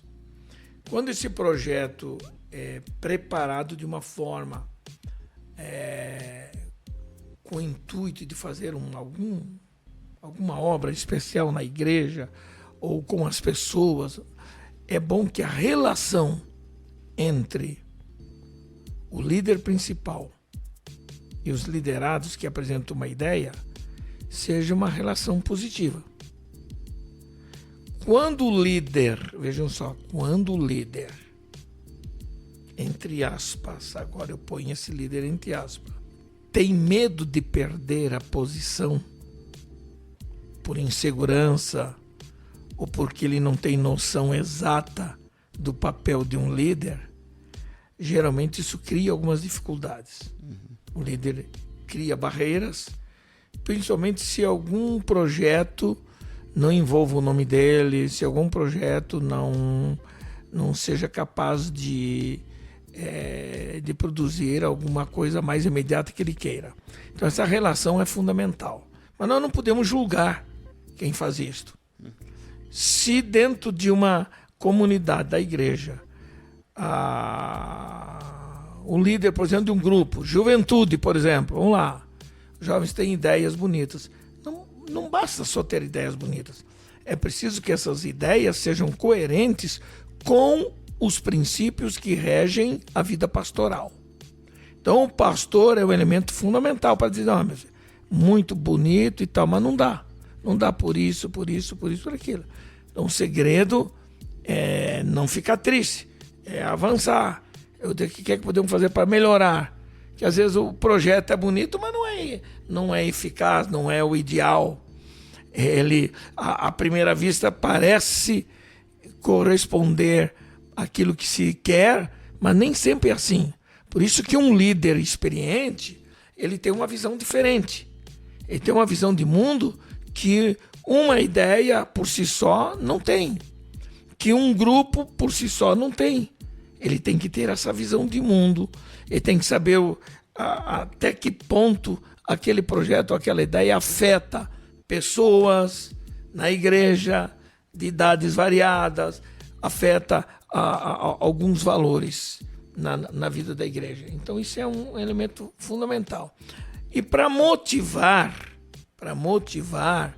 a ideia, ora, se a relação é boa entre líder e liderados, então eu acho a motivação maior está aí. É a liberdade que se tem para fazer um trabalho. E se você tem condição de fazer um trabalho, de um projeto, de uma ideia, significa que nenhum projeto age independentemente. Esse projeto deve sempre vir a ser ouvido pelo seu líder. Eu era experiente no campo de escolas teológicas, formação de faculdades, etc. e tal, mas toda vez, mesmo sabendo que o meu presidente não tinha muita capacidade para avaliar, mas eu não fazia nada sem ele saber. Legal. Presidente, eu estou pensando fazer isso aqui. Por essa. Aí eu ia convencer ele. Tá. Se ele dissesse não, tudo bem, presidente. Tá fora. Não vai valer agora. Esperando o momento certo para lá na frente, quem sabe eu posso voltar atrás. Isso que é o segredo. Eu não posso desanimar na primeira dificuldade, na primeira barreira. Mas eu sempre tenho que respeitar a liderança. A partir de tudo isso que nós já falamos até então, qual o papel do amor ao próximo na liderança? O amor é tudo. O amor é tudo. Ou pelo menos quase tudo, né? Ele é tudo no sentido de que se o amor é um amor consciente, produzido pelos valores e princípios da palavra de Deus, então ele é tudo. É uma das coisas mais importantes aqui é que o amor ao próximo na liderança é fundamental. Como é que uma liderança vai desenvolver um bom trabalho se ele não sabe amar? Ele tem que amar ao próximo. E amar ao próximo aqui é muito mais do que apenas os amiguinhos do dia a dia. Amar ao próximo é amar até quem não lhe ama tanto. Isso é amar ao próximo. Amar ao próximo aqui implica na capacidade de você perceber que uma pessoa não está tão entrosada, mas você ter a capacidade de se aproximar dela como líder para trazer para dentro do grupo, para valorizar, para dizer, olha, você é importante, eu gostaria de ver a sua opinião, tal, aquela coisa. Isto é fundamental. Então, o papel do amor ao próximo, a começar, é um princípio bíblico, é um princípio que Jesus deixou. Isso é fundamental. Inclusive é muito legal, a gente, inclusive, é o que a gente conversou, né, no começo sobre Jesus e Pedro, sobre esse relacionamento entre os dois e como que Cristo mostrou amor a Pedro, né, como Cristo amou a ele, como o resultado com os disso defeitos dele, né? Sim, exatamente. E como o resultado disso foi a transformação de Pedro em exatamente o grande apóstolo que foi, né? Exatamente. E acho que também, se não tem esse amor, não tem por que liderar. Porque não estamos simplesmente liderando um projeto. Líder sem amor não é um verdadeiro líder na igreja. Isso. Não é um verdadeiro líder. O líder, ele tem que ter amor às pessoas, como tem que ter amor. Ele começa amando a Deus sobre todas as coisas. Se ele ama a Deus, então ele ama o seu próximo. Porque ele não pode dizer que ama o seu próximo, que ama a Deus e não ama o seu próximo. Então o amor é o alimento nutricional da sua alma, das suas relações pessoais. O amor é fundamental. Entende? Na igreja a gente tem que amar quem não nos ama. Como eu aprendi isso aí. Tem que suportar. Aliás, o apóstolo Paulo falou, quando ele disse que devemos andar como é digno da vocação com que fomos chamados, ele fala com toda humildade, mansidão, E depois, lá no fim, ele vai: suportando-vos uns aos outros em amor. Se eu não tenho a capacidade de suportar, quer dizer, não, eu não gosto desse camarada, eu não suporto. Eu enfrentei barras pastorais, aqui mesmo em Sobradinho, em que alguns pastores, esse camarada aí só anda para trás, ele puxa para trás, ele é murmurador, ele é isso e aquilo, mas deixa eu tentar. Porque uma das minhas preocupações no início que eu cheguei aqui, não vou criticar tempos passados, mas era uma igreja em que ela não sabia amar. As pessoas eram boas, mas que era uma igreja que vivia debaixo de zelos exagerados, de ficar mexendo na vida das pessoas em particular e tal, é aquela coisa toda e tal. E Deus colocou no meu coração que eu precisava ensinar essa igreja a amar. E a melhor forma de ensinar a igreja a amar, no caso como líder, não era apenas transmitindo ideias bonitas sobre o amor, mas era amando. Eu tive uma experiência pessoal aqui de alguém que pisou na bola feio e que era meu inimigo declarado. Fazia questão de ser meu inimigo. Até o dia que ele aprontou. E aprontou feio. Quando ele aprontou feio, que criou um sério problema, esse elemento que vivia me pegando no pé, falando mal, me criticando e tal, aquela coisa, esse elemento, quando a coisa veio à tona, a descoberta do pecado dele, ele não esperava, eu chamei, ele disse, aí eu perguntei, e agora? O que é que você acha que eu devo fazer? Porque ele era exigente. Ele queria que eu cortasse todo mundo pelo pescoço, que cometia a irmã que cortou o cabelo, a irmã que usava uma joia, o irmão que fez isso, fez aquilo e tal. E eu tive um princípio aqui nesta igreja. Exclusão só para quem quer ser excluído e não aceita conselho de jeito nenhum. Mas eu ia até as últimas instâncias para tentar salvar uma vida para não ser excluído. Eu disciplinava ela. A disciplina corretiva é fundamental, é necessária, todo pastor tem que pôr para salvar a vida da pessoa. E esse elemento, ele perdeu tudo. Era um obreiro, perdeu a condição de obreiro, perdeu tudo. Ele disse, se você quer restaurar a sua vida, então eu te quero ver todos os dias no culto aqui.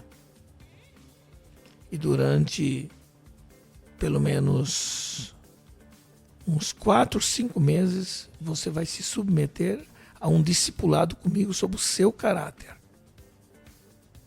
E toda uma vez por semana. E ele se submeteu. Por quê? Porque ele estava acostumado com um pastor que não dava moleza. E ele também era acostumado a não dar moleza para ninguém. E eu perguntei, o que você acha que eu devo fazer contigo? Pastor, eu sei que o senhor vai me excluir, vou perder minha família e tal. E disse, não, em primeiro lugar, eu não vou deixar a sua família saber do problema. Se a sua família souber do problema em si, vai sair pela sua boca. Agora, obrigatoriamente, a sua família vai saber que você teve um problema, porque eu sou obrigado, por ele ser obreiro, eu tinha que dizer para a igreja. Nosso irmão cometeu uma falha grave, ele está fora do ministério por um tempo, mas está aqui conosco. Ele não será excluído da comunhão da igreja. E eu pediria à igreja que não o procure para saber do que ele fez ou deixou de fazer. Eu pediria que vocês confiassem no seu pastor. E graças a Deus a igreja sabia e confiava na minha autoridade pastoral. 3 meses depois ele voltou à comunhão da igreja. Ele ficou 3 meses sem tomar Santa Ceia. Perdeu o ministério. 9 meses depois eu restaurei o ministério dele. Mas disse, olha, claro, essa pessoa pagou um preço caro. Porque ela A igreja olhava assim, ele não tinha mais aceitação perante a igreja. Porque ele foi muito mal com muitas pessoas. Era daquele ia no púlpito, punha o cotovelo assim e lascava a lei em cima de todo mundo, não perdoava ninguém. E aí eu disse, meu irmão, é o seguinte, você está restaurado, então procure uma boa igreja que não conhece você, que não conhece a sua história. E eu vou lhe dar uma boa carta, você vai para lá, ninguém vai saber de nada. Eu fiz isso baseado em que princípio? Princípio do amor e não o princípio da... Porque eu podia me vingar do camarada e pôr ele abaixo de puleiro de pato. Porque ele era meu inimigo declarado. Ele tentou maltratar a mim, maltratou outros pastores que passaram aqui antes também. Entende? Maltratou. Mas eu queria dar uma lição à igreja de amor. Eu tive uma outra experiência de alguém que vivia murmurando. O cara quase passou fome com a família. Eu deixei ele colocar aqui uns freezers para negócio de venda de sorvetes, não sei mais o que ele fazia por aqui e tal. E esse cara murmurando contra mim, continuava murmurando, falando mal. Não pagava aluguel, não pagava as coisas. Enfim, cometeu um monte de coisas absurdas. E aprontou. Esse camarada encheu a cabeça de um bocado de gente contra mim. Fiquei quieto. Aí saiu. Foi embora daqui. E a vida dele começou a andar para trás. Quando chegou na outra igreja, o pastor chegou e disse: você quer restaurar a sua vida? Então acerte tudo primeiro com o pastor Elienay. Você tem que ir lá e pedir perdão para ele, de coração. Caso contrário, você não vai crescer. E um dia eu estou num culto, numa das congregações nossas aí, me aparece ele, a mulher dele, os filhos já grandes, família toda, dava umas 5 ou 6 pessoas. Que eu olhei e disse, meu Deus, o que é que eu olhei assim? O meu lado de homem normal, olhou e disse, mas esse cara, será que vem aqui para perturbar meu espírito? Mas eu dirigi o culto normalmente e tal. Quando terminou o culto, vem ele lá, os olhos cheios de lágrimas.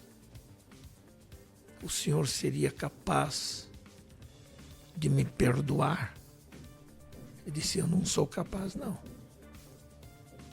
Mas com a graça de Deus, eu posso lhe perdoar. E você está perdoado em nome de Jesus. Olhei para dentro dos olhos dele. Acabou. Todas as diferenças entre nós. Eu podia simplesmente, não quero ouvir o senhor, não quero papo consigo, vai embora e tal. Eu já vi isso acontecer antes.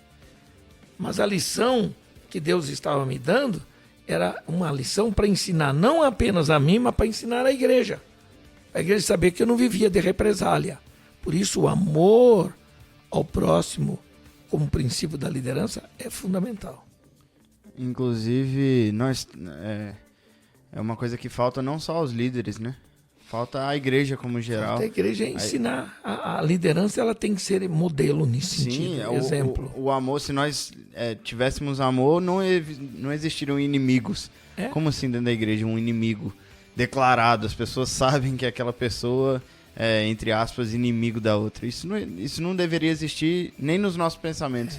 Quanto mais de forma prática dentro da igreja, não. Essa pessoa não pode trabalhar com essa pessoa não pode... ser colocado ao lado dessa porque temos problemas, não sei o quê, e o senhor mostrou que essa falta de amor ela tem que ser combatida com amor. Eu tive algumas experiências, até com algumas pessoas, que eu fiquei sozinho na minha atitude. Uhum. Nem a minha mulher concordava comigo, mas ela dizia, a sua avó Arésia, eu respeito a autoridade espiritual do Elienay. Então eu não vou influenciar. Eu sei que se ele está fazendo assim, porque é Deus que o está dirigindo para fazer isso. Tudo para ter compaixão e misericórdia de gentes, humanamente falando, que não mereciam amor nem misericórdia, porque foram falsos, porque foram maus, porque caluniaram, mentiram. Mas Deus me deu graça para os perdoar e os amar. Então, isso aí não é questão para vaidade pessoal de ninguém. Você tem que fazer, você tem que se esforçar. Porque o meu lado humano, a minha carne diz não. A minha carne diz, não, agora está na hora de se matar esse camarada aí apertando o pescoço dele. Mas você não faz isso por causa do amor. Há pouco tempo atrás aqui na igreja nós conversamos sobre isso. Não adianta sermos de algum ministério, do louvor, de sei lá, pregar, dar aula da escola dominical, fazermos qualquer coisa, se no final das contas nós não amamos as pessoas, e isso vai ser um fruto que não gera mais frutos. Isso vai ser um fruto sem vida, morto. Caminhando de fato para o final, dentro ainda um pouco dessa questão, de quais formas um líder pode promover a unidade na igreja? Como um líder pode promover a unidade na igreja? Sendo um bom líder. Sendo um líder que preencha, melhor do que isso, um líder que obedece os princípios de liderança cristã, de liderança bíblica. Um bom líder, para promover a unidade, ele tem que ter a capacidade de convencer a igreja que a unidade, não apenas física, a unidade não apenas social, mas a unidade, tudo isso aí será o fruto da unidade do Espírito na vida. É um dos princípios da palavra de Deus. A unidade do Espírito é que faz a unidade da igreja. E a unidade do Espírito é preciso que o líder demonstre isso aí. Então, não adianta apresentar nenhuma regra especial, nenhum conceito especial de como um líder pode promover a unidade na igreja. Primeiro, sendo obediente a Deus, amando a sua igreja, amando o seu líder, respeitando a sua liderança principal. Se ele não souber fazer isso aí, ele não vai promover a unidade. Né? Por isso que todo líder precisa aprender isso aí, isso é fundamental. Dentro dessa questão um pouco de unidade, e também dentro da pergunta anterior do amor, às vezes nós vemos, por exemplo, líderes que têm, digamos assim, uma relação mais próxima com algumas pessoas e afastado de outras pessoas. Acaba tendo, digamos assim, uma diferença nas relações e acaba também tendo mais empatia por uns em detrimento de outros, e isso acaba afetando não só o andamento da liderança, mas também essa questão da própria unidade. Porque ter uma unidade, ter um discurso sobre unidade, ter uma certa atitude de unidade, mas mais com algumas pessoas e menos com outras. De que forma evitar esse tipo de questão? Quando o líder age dessa forma porque não é um bom líder.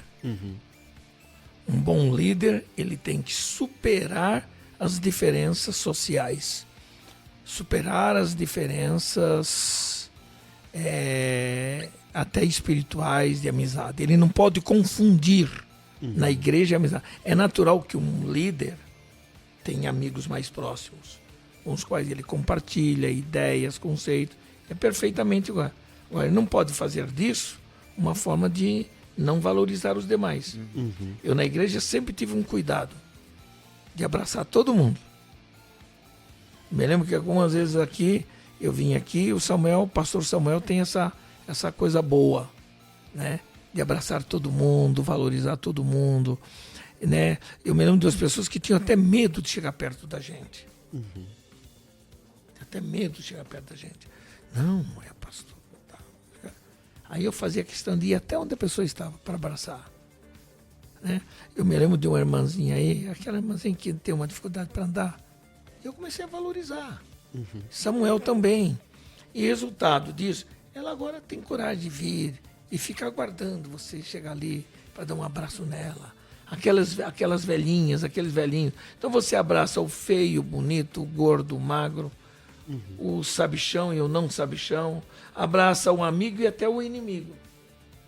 A gente quebra. Muitas vezes eu cheguei perto de alguém que era bem cri-cri comigo.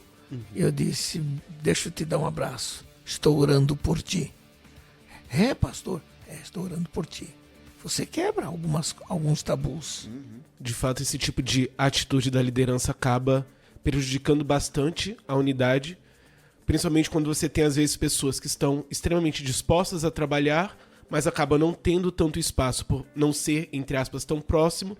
Ao mesmo tempo, você tem pessoas que muitas vezes não têm tanto potencial a ser trabalhado no momento, às vezes até algumas falhas de caráter, mas por ser muito amigo da liderança, acaba que isso tudo passa-se pano quente sobre todas as questões, acaba cada vez trazendo mais dificuldade para isso. E junta a isso o fato de que, apesar de ser um mandamento e ser inerente à própria igreja, a questão da unidade acaba sendo um problema que muitas igrejas nós vemos, a falta de unidade tanto dentro de cada ministério, digamos assim, então, por exemplo, entre os jovens, entre os adolescentes, mais ainda entre ministérios distintos, então, dos jovens com o grupo das senhoras, do multimídia com louvor, grupos distintos, e mais ainda entre igrejas diferentes.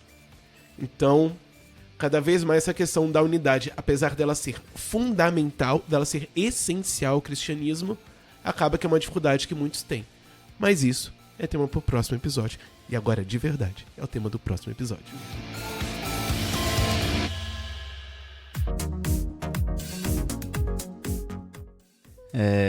Queria agradecer o pastor Elianai, o João, né? Mas o pastor Elianai aqui, eu e o João estamos aqui sempre, mas o pastor Elianai aqui se dispôs a estar aqui, a conversar com a gente, a ensinar um pouco a gente. Que nem ele disse, até o último suspiro da nossa vida a gente vai aprender. E é sempre bom aprender com quem sabe como o senhor sabe. E eu sou muito grato a isso.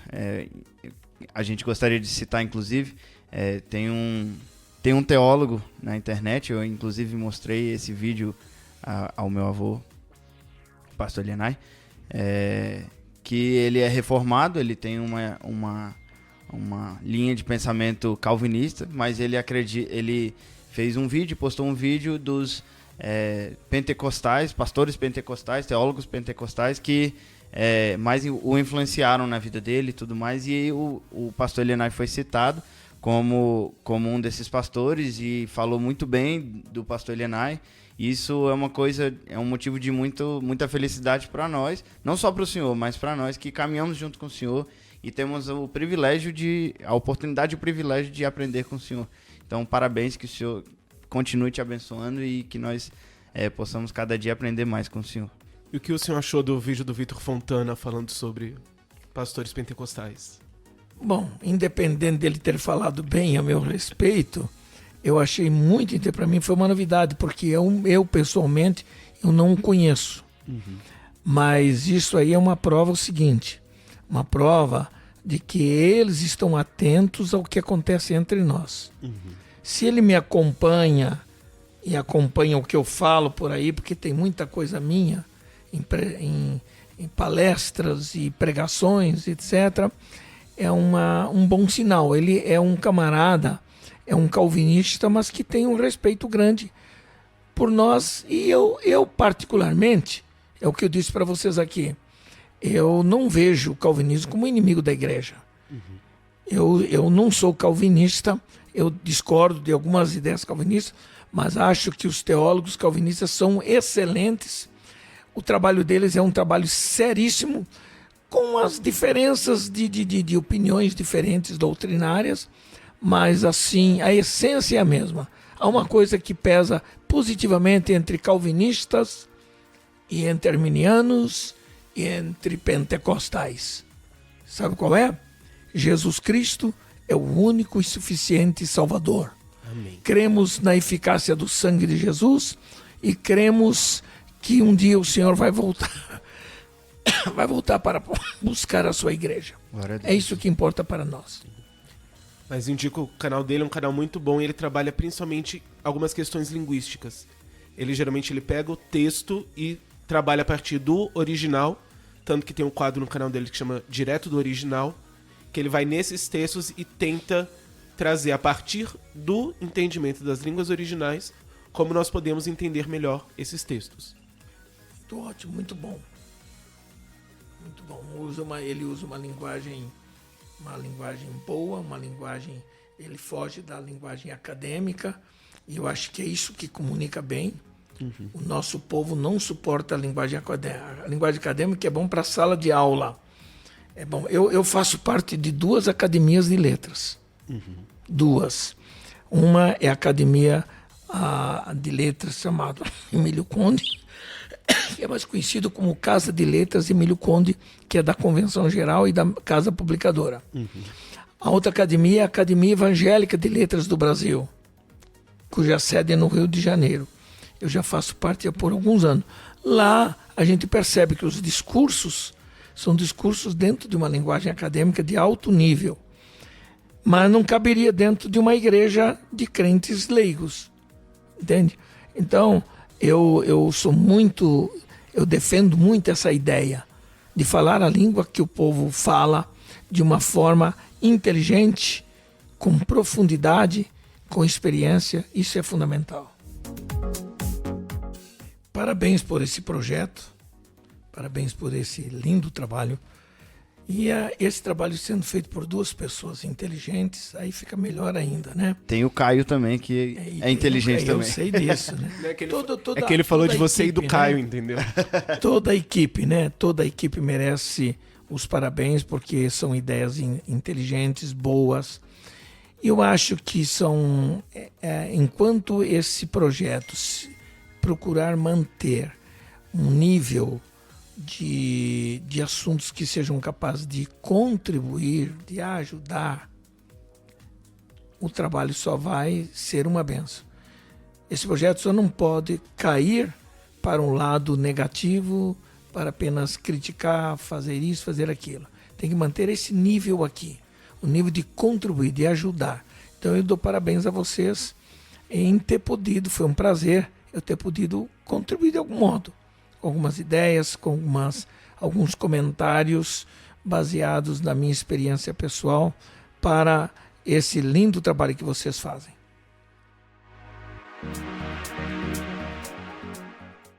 Muito obrigado a você que nos ouviu até aqui. Nós somos o Podcast Puro e Simples. O nosso site é podcastpurisimples.com.br. Você pode nos ouvir diretamente por esse site ou também nos maiores agregadores de podcast, incluindo iTunes, Spotify. E também temos agora um canal do YouTube. Para você que prefere ouvir nossos episódios pelo YouTube, agora é só você procurar Puro e Simples espaço podcast que você já nos encontra lá.